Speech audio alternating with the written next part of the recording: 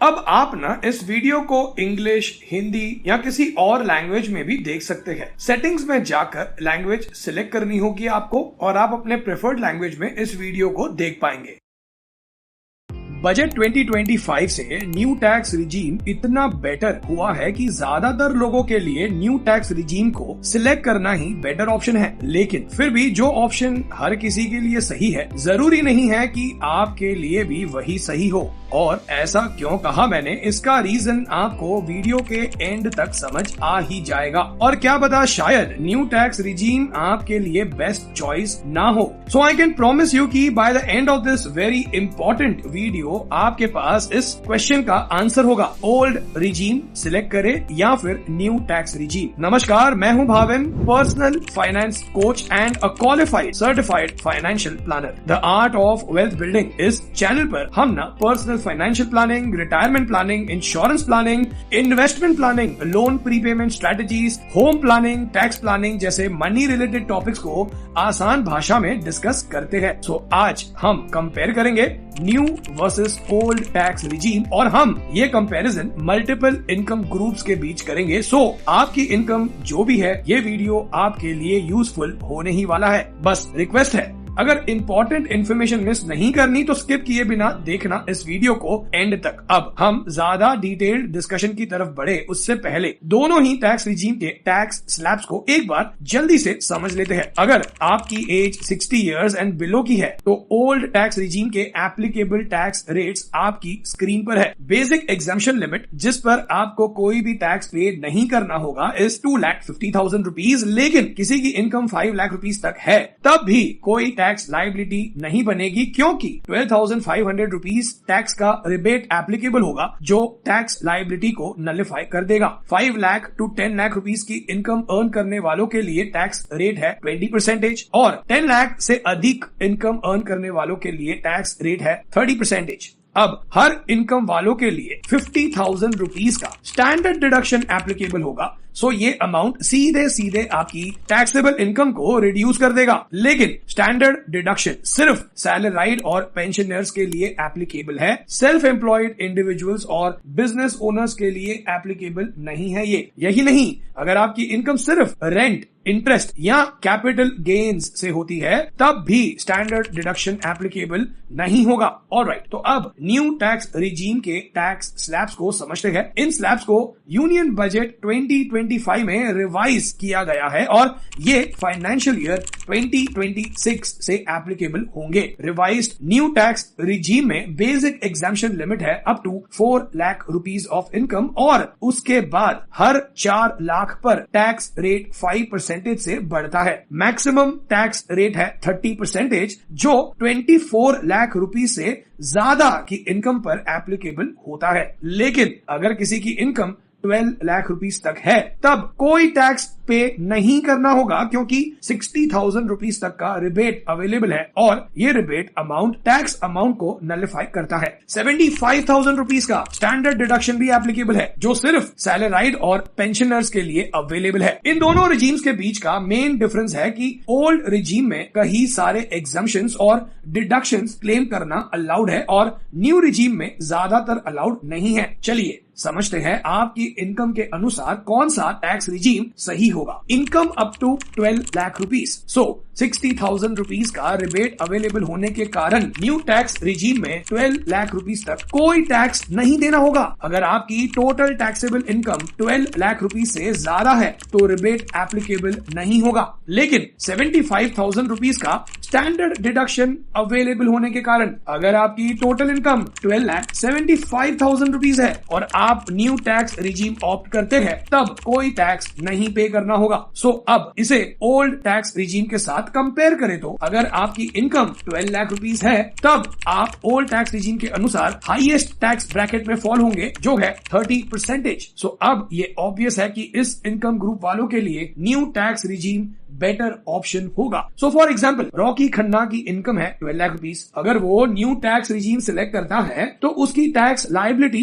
0 होगी, लेकिन वो डिसाइड करता है ओल्ड टैक्स रिजीम सिलेक्ट करने का, तब उसे ना 6,50,000 रुपीज तक के प्रूफ सबमिट करने होंगे, वरना उसे 1,57,500 रुपीज का टैक्स पे करना होगा। न्यू टैक्स रिजीम इंट्रोड्यूस होने से पहले ओल्ड टैक्स रिजीम आपको फोर्स्ड सेविंग करने पर मजबूर करता था, क्योंकि आपको इन्वेस्टमेंट के प्रूफ सबमिट करने पड़ते थे, लेकिन अब ये कंपलसरी नहीं है। तो शायद आपका रिटायरमेंट सही से प्लान ना हो सके, या आपके दूसरे फाइनेंशियल गोल्स जैसे बच्चों की हायर एजुकेशन के लिए इन्वेस्ट करना, वेकेशंस, घर खरीदने के लिए डाउन पेमेंट, कार खरीदना, ये गोल्स डिले हो जाए, क्योंकि शायद अननोइंगली आपका कंजम्पशन इंक्रीज होगा। और इस गलती को अवॉइड करने के लिए आपके पास होना चाहिए आपका पर्सनल फाइनेंशियल प्लान, जो इन गोल्स को टाइमली मैनर में अचीव करने में आपकी हेल्प करे। पर्सनल फाइनेंशियल प्लानिंग पर ज्यादा जानकारी के लिए विजिट कीजिए theartofwealthbuilding.com पर। इस वीडियो का डिस्क्रिप्शन बॉक्स चेक कीजिए या फिर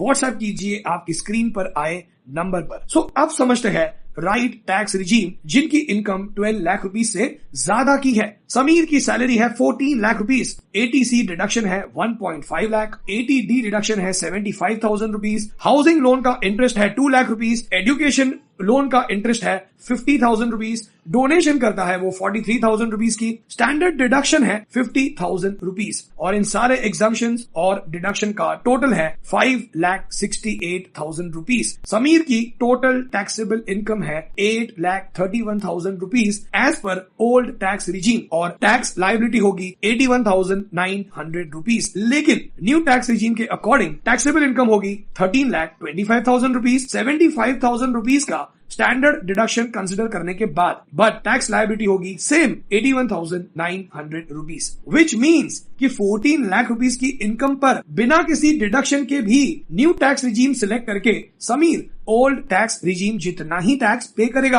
अगर आपको लगता है कि just because old tax regime में डिडक्शंस क्लेम करना अलाउड है तो आप इन्हें क्लेम करके ज्यादा का टैक्स सेव कर सकते हैं, बट इस एग्जाम्पल से क्लियर है कि ऐसा बिल्कुल भी नहीं है। अब इस टेबल के अकॉर्डिंग अगर आपकी इनकम 14 लाख रुपीज है तो टैक्स अमाउंट ब्रेक इवन करने के लिए ओल्ड टैक्स रिजीम में 5,68,000 रुपीज का डिडक्शन क्लेम करना होगा, और अगर आपकी इनकम 24,75,000 रुपीज या उससे ज्यादा है तो 8,50,000 रुपीज का डिडक्शन क्लेम करना होगा टैक्स अमाउंट को ब्रेक इवन करने के लिए ओल्ड रिजीम और न्यू रिजीम के बीच। अब एक बहुत ही इंपॉर्टेंट कॉन्सेप्ट को समझते हैं, दैट इज मार्जिनल रिलीफ। अब तक हमने समझा कि अगर आपकी एनुअल इनकम 12,75,000 रुपीज है और अगर आप 75,000 रुपीज का स्टैंडर्ड डिडक्शन क्लेम करते हैं तो न्यू रिजीम सिलेक्ट करके आपको कोई टैक्स पे नहीं करना होगा, क्योंकि 60,000 रुपीज का रिबेट टैक्स अमाउंट को नलिफाई कर देगा। बट इमेजिन कीजिए आपकी इनकम है 13 लाख रुपीज और स्टैंडर्ड डिडक्शन क्लेम करने के बाद भी आपकी इनकम 12,25,000 रुपीज यानी 12 लाख रुपीज से ज्यादा की बनती है। तो इस सिचुएशन में